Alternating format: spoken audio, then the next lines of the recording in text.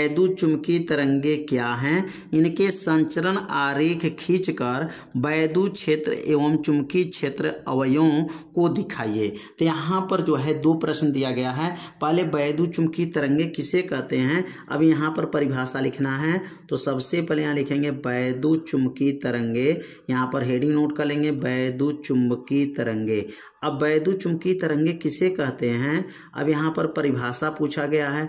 अब परिभाषा को पहले लिखेंगे, उसके बाद ग्राफ खींचेंगे। तो वैद्युत चुंबकीय तरंगे किसे कहते हैं, तो वे तरंगे जिनके संचरण के लिए किसी माध्यम की आवश्यकता नहीं पड़ती है उसे वैद्युत चुंबकीय तरंगे कहते हैं। तो क्या लिखेंगे, वे तरंगे, यहाँ परिभाषा लिख लेंगे, यहाँ पर वे तरंगे जिनके संचरण के लिए, जिनके संचरण का मतलब चलने के लिए, जिनके संचरण के लिए, वे तरंगे जिनके संचरण के लिए किसी माध्यम की, संचरण के लिए किसी माध्यम की आवश्यकता नहीं पड़ती है, किसी माध्यम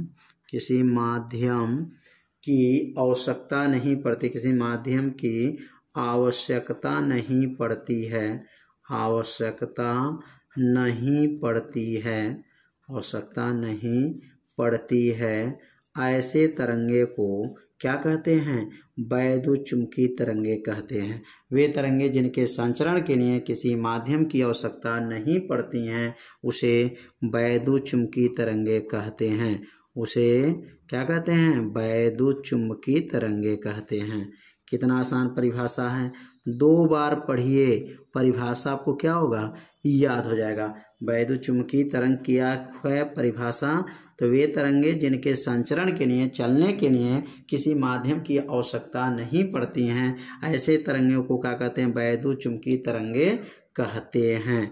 अब यहाँ पर एग्जाम्पल की अगर बात करें कि वैद्युत चुंबकीय तरंगे का एग्जाम्पल क्या है, उदाहरण क्या है, तो आप जैसे लिख सकते हैं गामा किरण है, क्या लिख सकते हैं यहाँ पर, जैसे गामा किरण, यहाँ लिखेंगे गामा किरण है। और किरण कौन है, तो गामा किरण के बाद आप लिख सकते हैं एक्स रे है, एक्स किरण है, एक्स किरण है। और एक्स किरण के बाद से क्या है, पाराबैंगनी किरण है, पाराबैंगनी किरण है।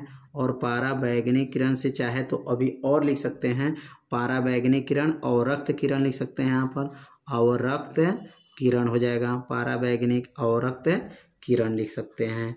तो यह जो है किनका उदाहरण हो गया, वैद्युत चुंबकीय तरंगे का क्या है, यह उदाहरण हो गया। अब इसमें पूछा गया है कि इनके संचरण आरेख का वैद्युत क्षेत्र चुंबकीय क्षेत्र का जो है आपको ग्राफ खींचना है, अवयव दिखाना है। तो कैसे यहाँ पे दिखाया जाएगा, अब सबसे पहले यहाँ पर 3 अक्ष आपको बनाना है। यहाँ पर सबसे पहला काम रहेगा एक्स अक्ष, वाई अक्ष और जेड अक्ष। यहाँ से लेकर के पहले यह एक्स अक्ष हो जाएगा, कौन अक्ष हो जाएगा, एक्स अक्ष है। तो यह बन गया एक्स अक्ष। और यहाँ ऊपर जो बनेगा यह बनेगा वाई अक्ष, और यहाँ जो बनेगा इसको कहा जाता है जेड अक्ष। अब यहाँ 3 अक्ष बना है, एक्स, वाई और जेड है।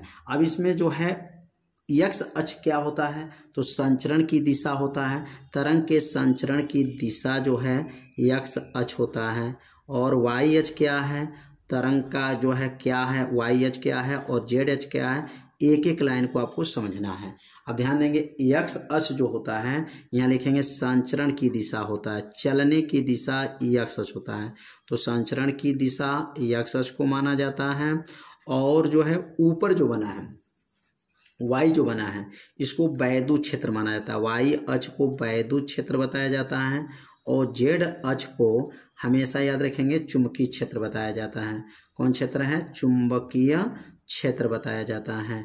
तो समझ में आ गया होगा एक्स अक्ष क्या है, वाई अक्ष क्या है और जेड अक्ष क्या है। तो एक्स अक्ष तरंग के चलने की दिशा, वाई अक्ष जो है वैद्युत क्षेत्र और जेड अक्ष जो होता है वह चुंबकीय क्षेत्र होता है। तो अब इसमें जो अवयवों जो खींचना है, ग्राफ खींचा जाएगा, आरेख खींचा जाएगा। तो ये ऊपर जो बना हुआ है यहाँ पर 90 अंश का कोण बनना है। कितने अंश का कोण बनना है, 90 अंश का कोण बना है। और किस क्षेत्र में बना है, तो यह पहले वैद्युत क्षेत्र में बना है। तो वैद्युत क्षेत्र में जब 90 अंश का कोण बनेगा तो एक बार वैद्युत क्षेत्र में बनेगा, एक बार चुंबकीय क्षेत्र में बनेगा, एक बार क्या बनेगा, चुंबकीय क्षेत्र में लंबवत होगा, पुनः एक बार जो है वैद्युत क्षेत्र में होगा, मतलब एक दूसरे का उल्टा, मतलब एक बार ऊपर तो एक बार नीचे, एक बार ऊपर एक बार नीचे, ऐसे बनता जाएगा लंबवत जो रहेगा। तो यहाँ 90 अंश का कोण बना है और यहाँ एक बार ऊपर 90 अंश का कोण बना है, तो समझ में आ गया। एक बार 90 अंश ऊपर, एक बार नीचे, फिर ऊपर फिर नीचे, ऐसे बनाते हैं। और नीचे जो है ऊपर यहाँ पर वैद्युत क्षेत्र लंबवत है, तो यहाँ पर चुंबकीय क्षेत्र लंबवत नहीं रहेगा। अब यहाँ पर इधर बना लेंगे, यह जो है बना है, ये कौन सा क्षेत्र है, चुंबकीय क्षेत्र है, और ये चुंबकीय क्षेत्र बन जाएगा। यहाँ से चुंबकीय क्षेत्र बन गया, और यहाँ से जो है ये बना हुआ है, कौन सा क्षेत्र है, ये वैद्युत क्षेत्र बन जाएगा, क्योंकि नीचे अब लंबवत है, तो नीचे जब लंबवत रहेगा तो यह वैद्युत क्षेत्र हो जाएगा।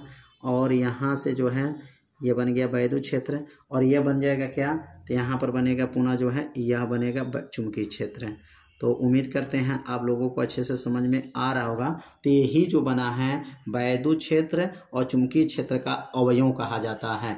यह आरेख खींचा गया है, किसके लिए, तरंग के चलने के लिए आरेख खींचा गया है कि चुंबकीय क्षेत्र का और वैद्युत क्षेत्र का जो है आरेख क्या है। तो आरेख समझ में आ गया होगा, एक बार लंबवत ऊपर, एक बार नीचे, ऊपर नीचे, ऐसे लंबवत बनता है। तो यह जो है आरेख को आप सभी लोग अपनी कॉपी में बना लीजिए और अच्छे से इसको समझ लीजिए। तो वैद्युत चुंबकीय तरंगे की परिभाषा खत्म हो गया और इसमें आरेख पूछा गया था, तो आरेख भी अच्छे से समझा दिया गया। तो